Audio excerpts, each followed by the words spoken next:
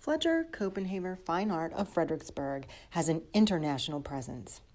They're now featured at Crossroads Art Center, and in this small gallery talk, John Copenhaver and Joel Fletcher discuss two of the artists featured in their current exhibit at Crossroads Art Center. Enjoy.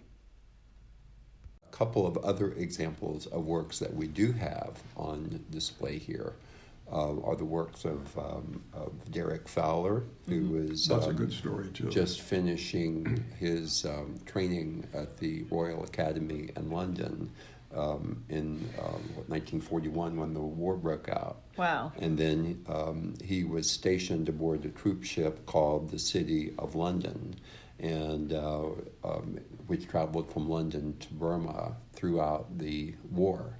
And then being an art student and had these captive models literally on the ship, you get to see this intimate behind the scenes of these.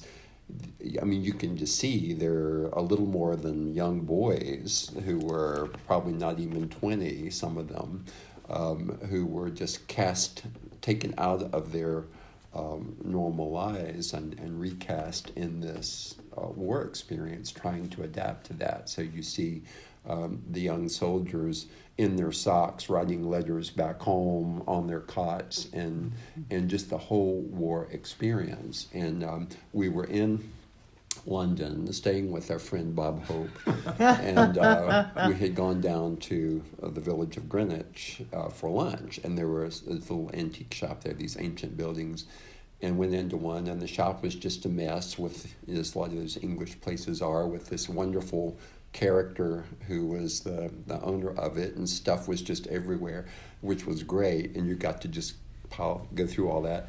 And there were these really nice drawings by Garrett Fowler.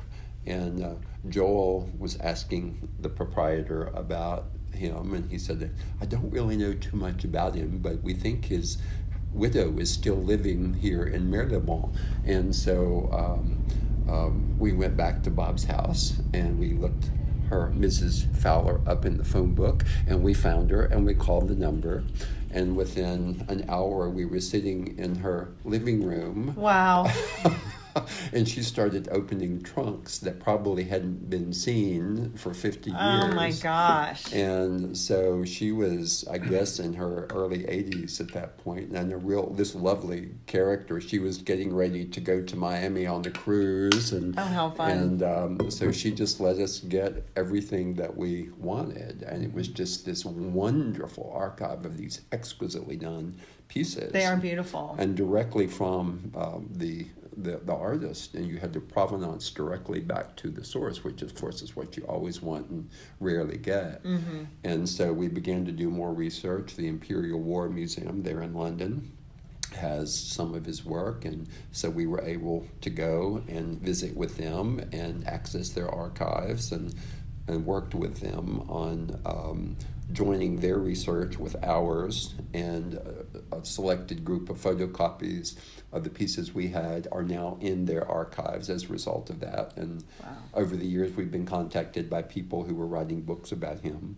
And it's just an example of a collection that represents one of the most significant events that happened in the 20th century by a very capable artist who was there firsthand recording his experience from the sensitivity of an artist's point of view, but yet with the professionalism of an officer in the military. Right. And so it's just, there's so many levels of importance, and if you were building a collection that reflected significant aspects of that century, what would you choose and why? And this certainly would be one of those. Yeah, absolutely. And the second collection, which is quite important, which is on display here at Crossroads, is the work of Moses Soyer, right, who's considered among the most important of the figurative artists working in the 20th century.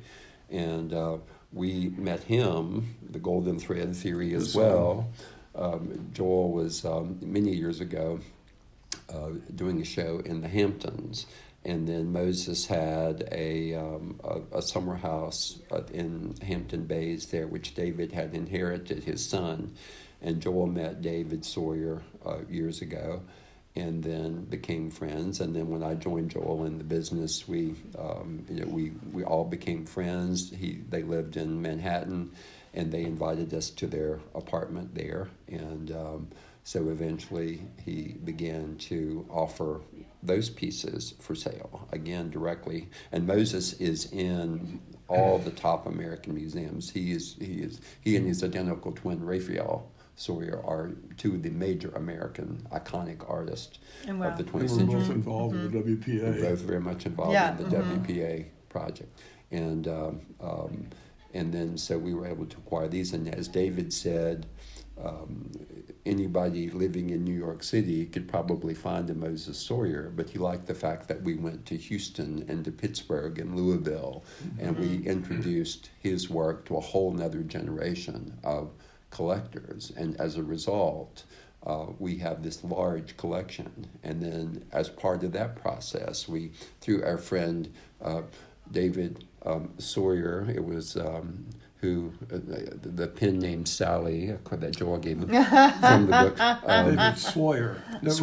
Soyer. It was very confusing because we were working with the artist's son, David Soyer, with the museum curator, David Soyer. Oh, my. And he was the curator of a museum in Florida, the Daytona Museum of Arts and Sciences. And so that evolved into us curating an exhibition of Soyer's work there. And then also it traveled to the Polk Museum in Lakeland, Florida. Wow, and that's then really cool. Eventually at the University of Mary Washington at the Ritterhoff Martin Gallery, there was another exhibition which we curated. And Joel's written a lot about him too. And then the Virginia Museum here has got some of his works, and we donated 8 drawings from this collection to the museum. They have in their permanent collection a self-portrait by Moses. So we donated a number of the drawings that include self-portraits of him. Oh, wow. So it relates to the work the Virginia Museum already had. That's really cool. And as an example of what we do is this depth and level of research goes into every single piece that we have in inventory, and we have all that research done. Anything that we can possibly find out is included on the backs of the pieces and the wall cards and all that. That's really amazing. Then, as well as all of our pieces are archivally framed with acid-free materials and the way that a museum would do it, making it the best that we know how to make it, so it will hopefully last for many more generations. Thank you for listening to this short gallery talk by John Copenhaver and Joel Fletcher of Fletcher Copenhaver Fine Art. Look for more exhibits coming soon at Crossroads Art Center.